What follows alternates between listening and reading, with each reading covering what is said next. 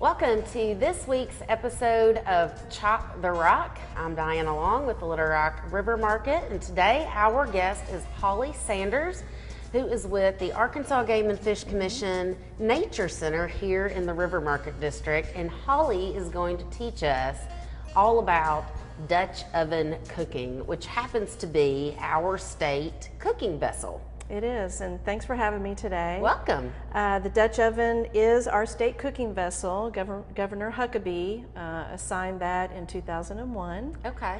And so the Dutch oven has a lot of history with it. It actually came to Arkansas before we were a state. Oh, wow. So Dutch ovens and cast iron, came from Europe, came over the ocean. So Dutch ovens have seen colonial fires. The Lewis and Clark used them in their expeditions, and of course the chuck wagon exploration used Dutch ovens as well. But we can use them today. In a Dutch oven, you can bake, you can fry, you can boil. Anything that you can do on a modern stove or in an oven, you can do in a Dutch oven. So cast iron pots and pans and vessels were very valued. People would put them in their will who would get their Dutch oven pieces. So they were a great value, so I think it would have been worth it to carry them around. And they come in different sizes. So a Dutch oven like this, you can have like a 6-inch, which is really small, a 10-inch, a little bit smaller, all the way down to like a 16-inch, which is huge, which a lot of in the cowboy days, they might have had a big Dutch oven to make up a mess of beans or something like that for all the ranchers. But you could have one of these nice prized heavy pieces and use it for everything for the most part that you would need for cooking. You can. Gotcha. Okay, so let's talk a little bit about today's recipe and what we are going to prepare. Okay, well, today's recipe is Jetty Mae's Panhandler Spaghetti. And I got this recipe from Phyllis Spears, who's a retired Arkansas Game and Fish employee that many folks know. She used to do a lot of Dutch oven on AETN's Arkansas Outdoors, and she's well known for that. So I've kind of used this recipe that she has. And I like this recipe because it's all in one, so you're going to get your meat and your veggies and your pasta all in one dish in your Dutch oven. And the way that the Dutch oven works is it is a convection heat. So you use charcoal or wood burning coals to provide your heat source. And with the Dutch oven, you have a lid that has a lip on it, so it will hold the charcoal briquettes on the top. And then underneath the Dutch oven, which is a nickname a camp oven, you have 3 feet. Gotcha. And so the feet are there so it can stand above your charcoal bed. And so depending on the size of your Dutch oven and the degrees that you want to cook your recipe will depend on how many charcoal briquettes that you need. And so this Dutch oven is a 12, and so the lid of the Dutch oven will have the size of it, which is the diameter of the lid. It's a 12-inch. And most recipes are cooked at 350 degrees, right? Give or take. And so we kind of start with 350 degrees. And so with the 12-inch Dutch oven, we use a method that's 3 up, 3 down. It's called 3 up, 3 down. So for a Dutch oven, you would take the size of your Dutch oven, 12, and you would add 3 to go on top. So that's 15 charcoals on top. Gotcha. You would subtract 3 from 12, and that's how many charcoals you would put down. And that'll give you 350 degrees. Wow, okay. Yeah, so if you didn't have a chart, there's lots of charts out there online that tells you if you have this size oven, this degrees, this is how many charcoal you need on top and bottom. But if you're just out in the woods and you don't have access to the internet, that's a quick way to figure out, hey, that's how many charcoal I need. And if you needed 400 degrees, charcoal briquettes are about 20 to 25 degrees each. So we just add a few to get you higher or lower. Okay. Yeah. All right, great. And Lodge is actually the brand that makes most of the cast iron. Yeah, Lodge is a big cast iron company in America, so it's made in America. So it is made in America, and I know that their website also has these charts that you can, and tips for using and for seasoning, which one of the things that you have to keep in mind is the care of a cast iron cooking vessel. Right. So a lot of them, we were talking off air, they come pre-seasoned now, so you don't have to spend all that time getting one ready unless you're getting purchasing one from a yard sale or from an estate sale and it's used and hasn't had any care in a long time, and there are methods for that as well. But let's talk about just how you would kind of clean one of those up and store it before we get into here. Sure. Yeah, fortunately for us nowadays, if you purchase a Dutch oven, it becomes pre-seasoned and you don't have to mess with that. But a lot of Dutch ovens are handed down, which is very special, from family members that you want to keep seasoned, or like you said, you find them. And so if you have a Dutch oven, it's an investment. It lasts forever. It can last forever, and you can pass it down to generations below you. So, but to keep it nice and slick so it doesn't stick for you, you want to store it well. And so after you cook, you want to wash it out with hot water. No soap. Yeah, we tend not to use soap because that might strip the seasoning on it. But really hot water, you can wash it out. If something's really stuck on it, you could boil it a little bit. But you can use a scraper and just scrape it out. And once it's clean, you want to dry it really, really well. And then on the inside and the outside, after it's dry, you'll just take a little oil, vegetable oil or flaxseed oil, or I've even used Pam spray, and just coat the inside and outside of your Dutch oven with a paper towel. So I just wipe it down with the oil, and you want just a thin coat of oil. So you just want to wipe it in really, really well. And so then it's coated and protected for the next use. And then when you store it, you want to make sure you have air circulated in the Dutch oven. So you always want to put like a towel or a folded paper towel in between there, and that way air gets in, circulates, and evaporates any moisture. So it doesn't get that sticky feeling that sticky sometimes... or rust. A lot of times folks have cast iron, they're like, man, it's rusted. It's just, you just have to care for it a little bit better to help prevent the rust. I know that the iron skillets that I have, for the most part, were handed down from my grandmothers. And so that's a really special thing in the family to have, is that skillet that your grandmother used to make your favorite dishes, and then you end up with that. And right. So I always say a Dutch oven holds a lot of stories. And I even have a lot of stories in the Dutch ovens I use with game and fish, because I've used them to cook with women that are learning about the outdoors. I've used them to cook for the parents of children who are police officers that have fallen, and that's helped them therapy-wise to get together and cook, and they've talked about their stories of their children.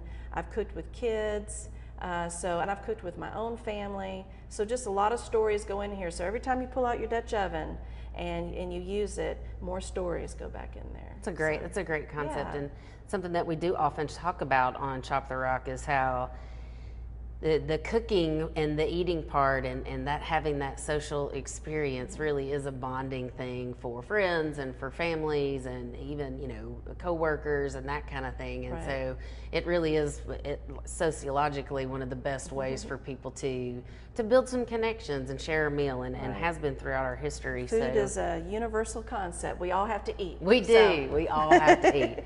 Okay, so let's get going here. Let's talk about all the things that we have that we're going to cook with here. Right, so you need a little bit of gear with your Dutch oven. So this Dutch oven has feet, so it's a camp oven, so you use it to cook outside.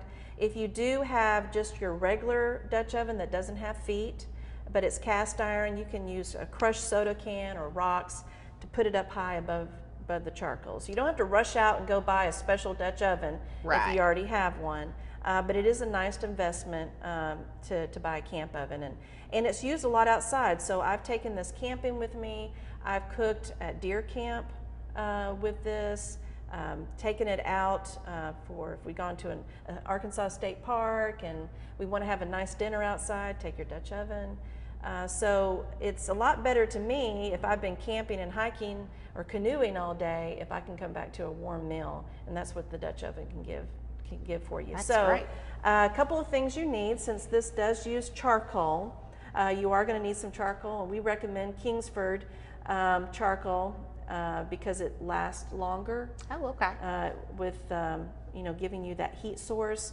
Also, do not use charcoal that has a lighter fluid on it, because you don't want it to burn fast. You want Right. a charcoal that burns even and slow. Right, and one of the best ways to use charcoal in any kind of a setting without having to use lighter fluid is to use one of these starters here, Right. which are really easy to. This is what I use at home so that I don't have the extra chemicals from a lighter fluid on Right. the food that I'm grilling, or even in this situation, it does not burn it out so quickly. Right, charcoal chimneys are great. They protect it from the weather, so if it's windy that day, you have your charcoal nice and protected. It has a handle on it so you can use it without burning yourself, and so they are great.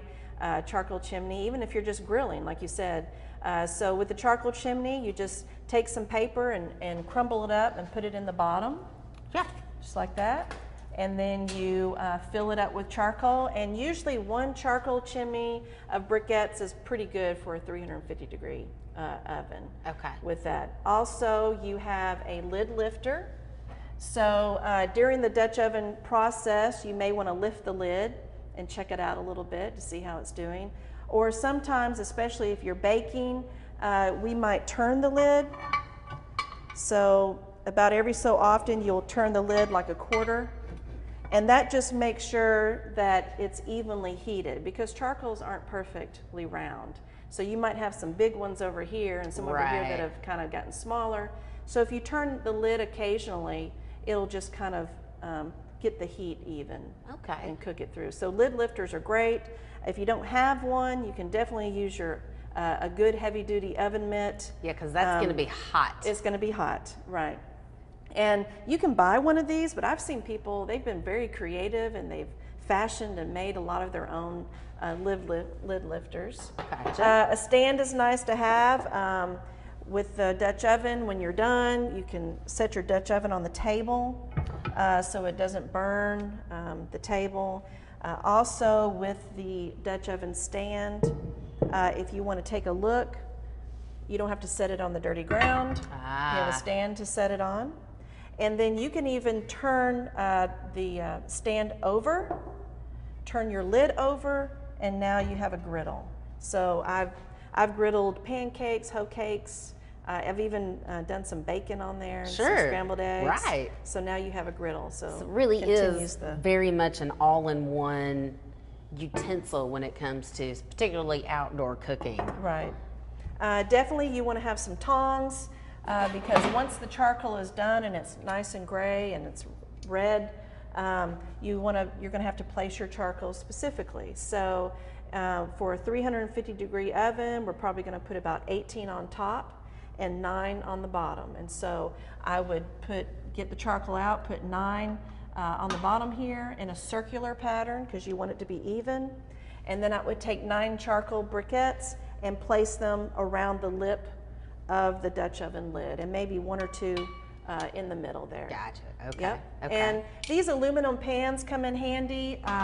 They keep your charcoal protected from the elements, and also so your Dutch oven fits right in there. Those are just hog pans that I bought from the local farm store. Yeah. But you can use a large cookie sheet or any type of aluminum or metal container Right. to help contain everything. So if you were doing this like at a campsite, then you could absolutely set this on some rocks or just maybe on the plain dirt. But Right. if you were gonna maybe experiment with this a little bit at home, you don't want to burn your deck. Right, right. If it's wood, and it wouldn't cause a fire, but it would burn that It'd make a wood black top. circle. Right, that you would not be able to get off. Yeah, so you want to lift that up on some bricks or on a grate or something like that. or You maybe wanna lift take it up. everything out of your grill and kind of put this in the bottom, and then it's really protected. I've even that used the way. Dutch oven in my fire ring on my deck, not even bothered with the pan, just put it right in my fire ring.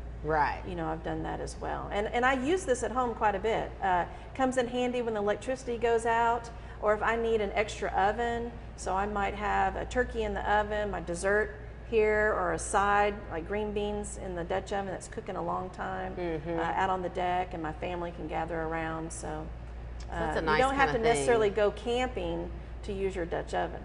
Right, right. And you can, I mean, you know, you don't. And one of the things is as we get into the cooler weather and it's fall and you know, people want to spend more time outside because Right. it feels good. And so if you're hosting maybe an event or just, you know, dinner at your house just for Right. yourself and your family, that'd be a great way to cook outdoors in your one big pot dish while you enjoyed the outdoors. So you're not having to run inside the house and back and forth and check Right. things, and you can kind of enjoy that time as that meal prepares. Right.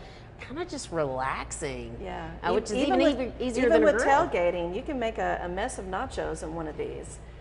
So even with tailgating, we just say a Dutch oven's another way to find your outside, you know, to go outdoors. That's right. Yeah. And if you're 100% averse to outdoors, which, you know, we don't have a whole lot of people like that in Surely there's Arkansas. nobody 'Cause like that. Right. But some people may just be, you know, not outdoors people. If you have a standard Dutch oven that is meant for using in your oven at home, these recipes absolutely translate into that, and vice versa. So if you have a recipe that's meant for cooking in a Dutch oven at home, and the recipe has that information in it, you can very easily translate that and take that same recipe outdoors with you to use in this kind of a Right. Dutch oven. Anything you can cook in the oven or on the stove, you can do outdoors in this, and vice versa.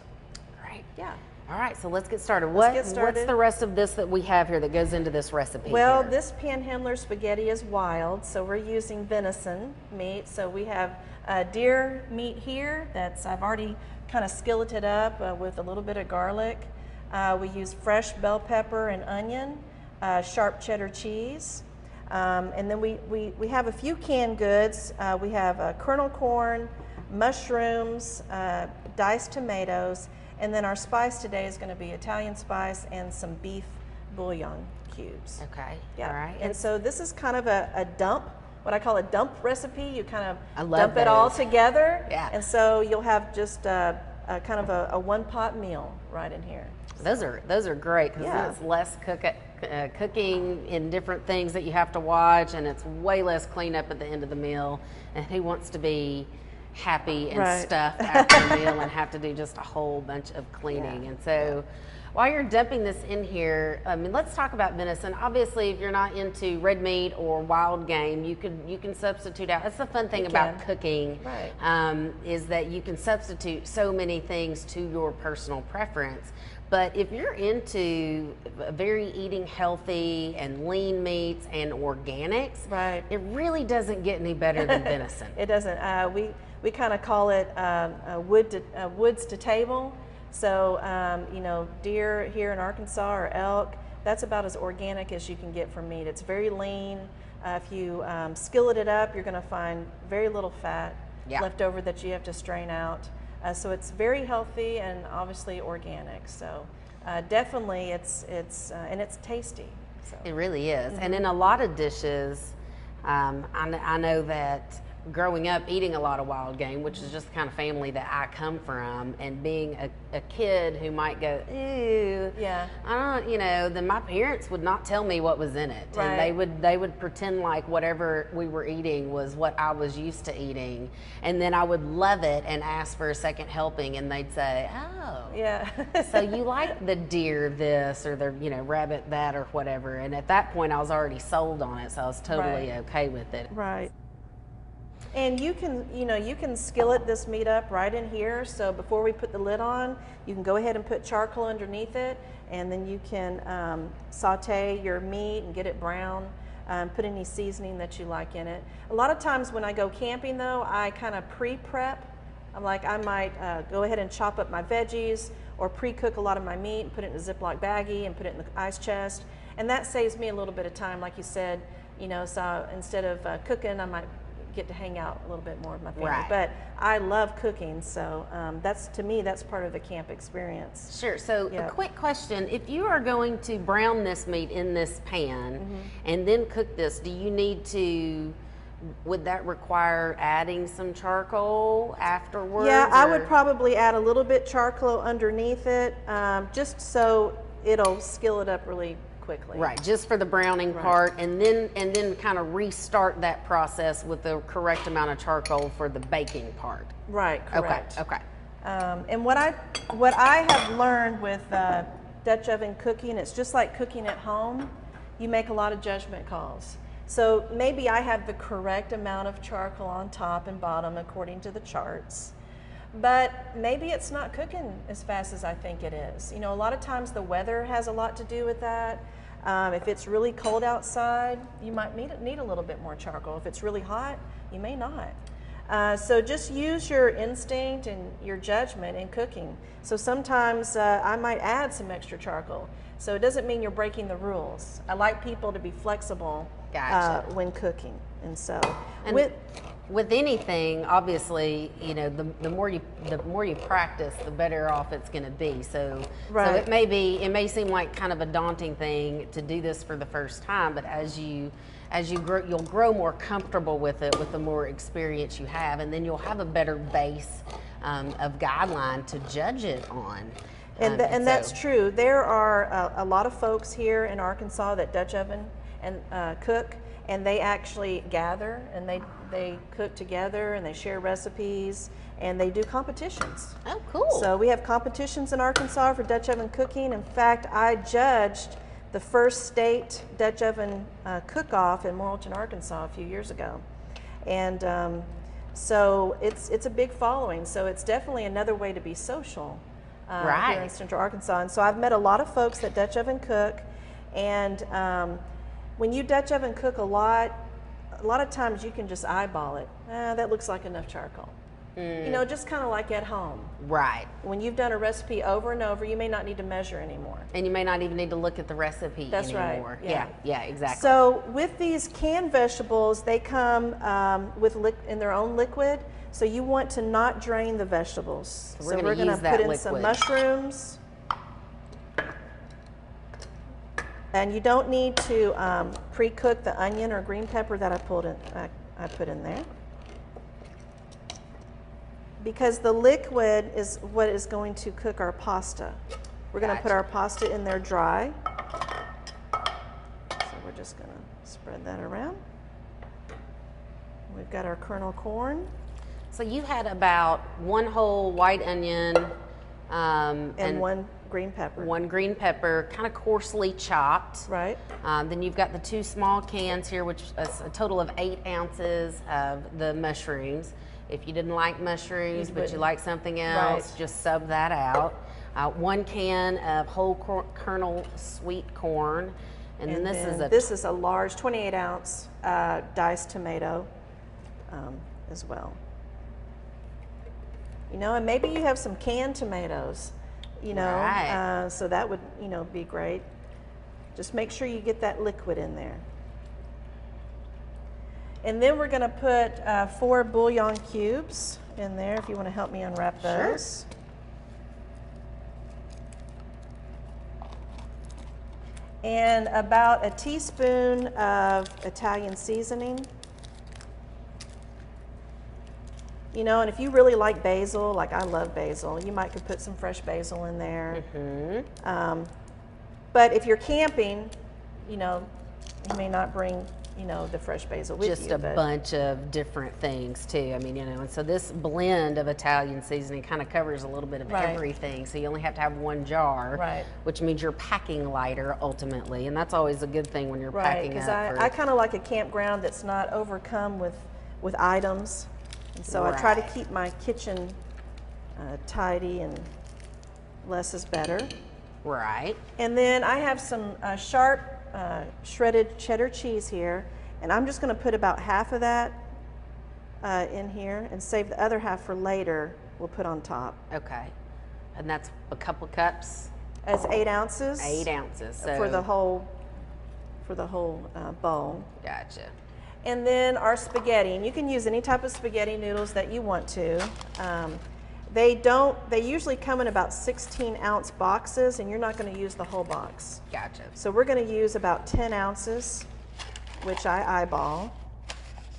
And what you're going to want to do is break them up kind of small. So we'll break these up.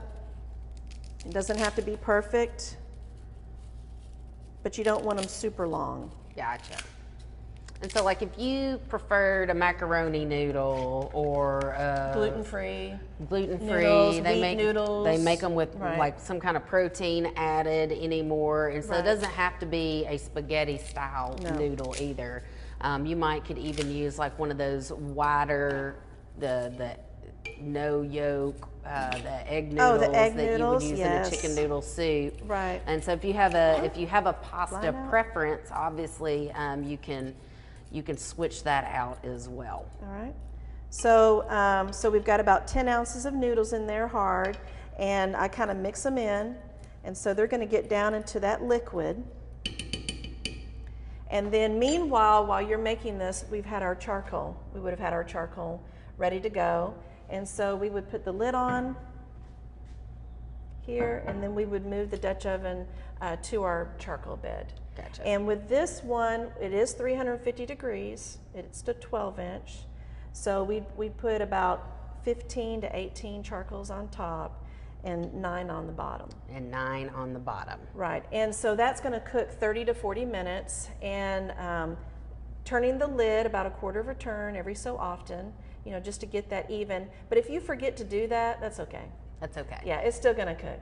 Well, and you wanted to, looking at the recipe, you wanted to kind of check that halfway and maybe stir it up. But Right. you don't want to open your lid a whole bunch of times. Just like when you're baking in an oven, the more times you open that oven to look in, the more times that you let some of that heat out, and then it has to kind of readjust to Right. keep that constant temperature. And so, Right. With this one, you'll want to check about 20 minutes in and give it a stir, because you may have some of the noodles on top that aren't getting the liquid. So Right. you'll move them down into the liquid and make sure it gets cooked.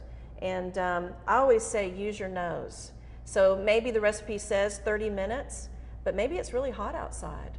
So it might cook faster. So if you really start smelling it, especially if it's a baked item like cinnamon rolls or biscuits, you know, you're going to want to check it. yeah, that's good. My rule for baked goods like biscuits or cakes is about a quarter away through your cooking time, remove the charcoals from the bottom and put those on top. And that way it won't burn, but it'll brown.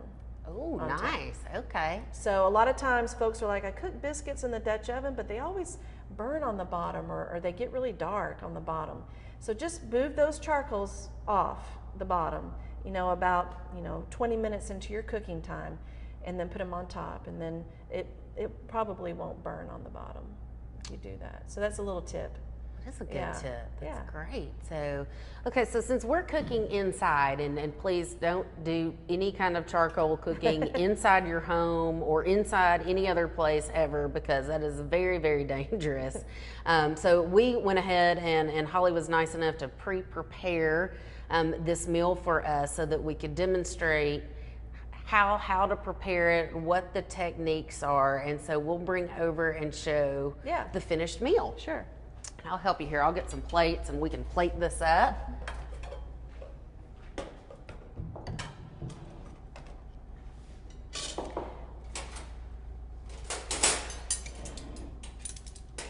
And so you can see that this was charcoal cooked because the lid is all gray from the charcoal that we had.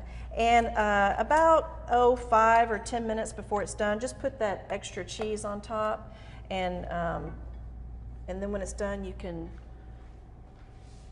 combine it all, and then you have it. So this Dutch oven has been sitting here for a good hour and a half while we prepped and that kind of thing. And it is not hot, so that's why Holly was able to just pick up the lid with her hand. Obviously, don't do that when it's Right. fresh hot. Yes. But I just want to note that this is plenty of warm. And so if you are using one of these, it smells so good too.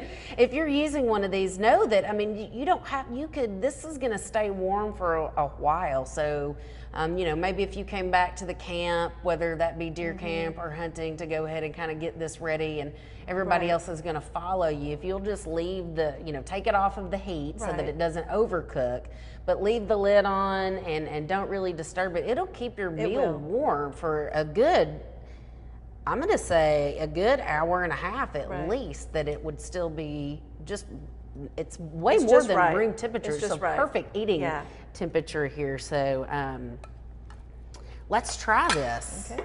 Okay. It looks really good. Yeah, and I've cooked it with, I've cooked this dish with ground deer, ground elk before, and ground beef, and also chopped venison. And I kind of prefer the chopped venison. You know, and like we were saying, if you weren't, I encourage everybody to try some venison. But if that's just not your thing, you could use a ground beef, ground turkey, Or just extra veggies. a stew meat, even like the pre-chopped meat you would get for stew. Or if you're a vegetarian, there's absolutely no reason why you couldn't substitute the meat altogether with some additional vegetables that you like. Portobello mushrooms. Oh, portobello mushrooms would be a great substitute in there. You could do some fresh broccoli in addition to that, or maybe add a little bit of extra pasta or even some quinoa to kind of give it that thickness that you would be missing with just not having the meat. That's why it's called panhandler spaghetti. It's whatever you have on hand, you know. Like a goulash. Right, so you can clean out the fridge. So let's taste this. We've been smelling it for a while.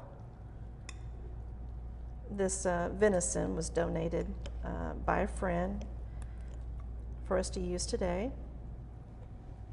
Oh, fantastic.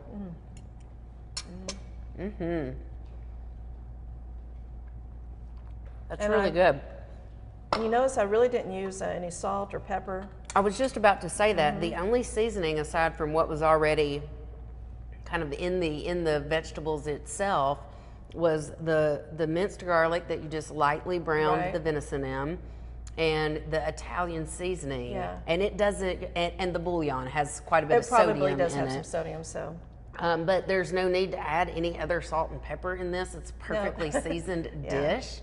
And so I'm just kind of amazed at how good this is and how great all these flavors are that kind of come together. Right, and a lot of times if you Dutch oven cook a lot, you might invest in another Dutch oven, and you can actually do what's called stacking. So while this is cooking and it has charcoal on top, you can stack another Dutch oven on top of that. Oh, wow. And so now that Dutch oven is using this charcoal, you add some on the top. So I might have some garlic rolls or maybe dessert like a cobbler cooking as well. So that would be a double Dutch oven. Yeah, double Dutch. It would.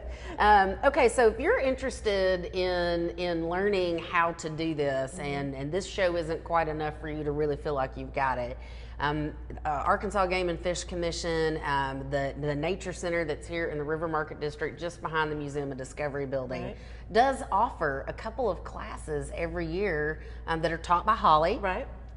In Dutch oven cooking. And so tell me about when those classes are. How would people find information about that and get signed up for that? Well, the Nature Center has a Facebook page under our name, Whit Stevens Jr. Central Arkansas Nature Center. You can also go to agfc.com and visit the calendar there. That's where we list all of our programs that we do. But every fall in November, I do a basic Dutch oven class. So it'll be the first Sunday in November. You can sign up for that, and you will learn all about Dutch oven cooking, how to do it, and then we will make about 5 recipes. Oh, wow. Cook them and then eat them.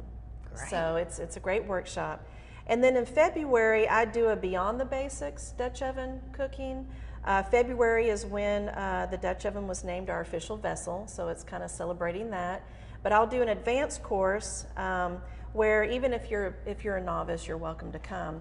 But we'll kind of do more complicated recipes, or use more wild game meat, or do the stacking, or there's other tips and tricks that you can do with the Dutch oven, like how to make it into a bunt type pan and that kind of thing. And so we kind of explore that, and so that's in February that we'll have that. And I believe this year the theme for February is going to be Wild About Pies. So we'll do pizza pies, meat pies, and sweet pies. That's fantastic. Yeah. So today we have learned about the Dutch oven cooking, how you can get some more information about that, where you can go and learn exactly how to do it in a class type setting at the Nature Center. And I think that One of the cool things that we wanted to showcase here today, besides this amazing way to cook, was that there's so much more about the Nature Center than just walking through and looking at exhibits. And so you have the Dutch oven classes. You can pick up your fishing license there. You can even buy your lifetime fishing license there now. Right. I know that y'all have archery classes and different programs throughout the year that really, you know, kind of help teach kids and adults too. It's not just for children, and it is a free admission. Right. Yeah, one of our missions at the Nature Center is to help people find their outside. So whatever that may be, it may be through hunting and fishing, it may be through photography or hiking or canoeing, bird watching, or even cooking. So we try to offer programs or workshops to help people gain those skills to get them outside more often. But we also have programs that highlight the fish and wildlife of Arkansas, you know, to help people learn about the animals that live around them outside and the plants. So when they do go outside, they can see so much more around them. So we do programs for the little toddlers all the way up to seniors. So everyone's welcome, and it's always free thanks to the 1/8 of a cent conservation sales tax here in Arkansas. That is fantastic. And right here in the River Market District, so easy to get to, you know, just walking right on down. And tell me what the Nature Center's hours are. We are open Tuesday through Saturday, 8 to 4:30, and on Sundays, 1 to 5.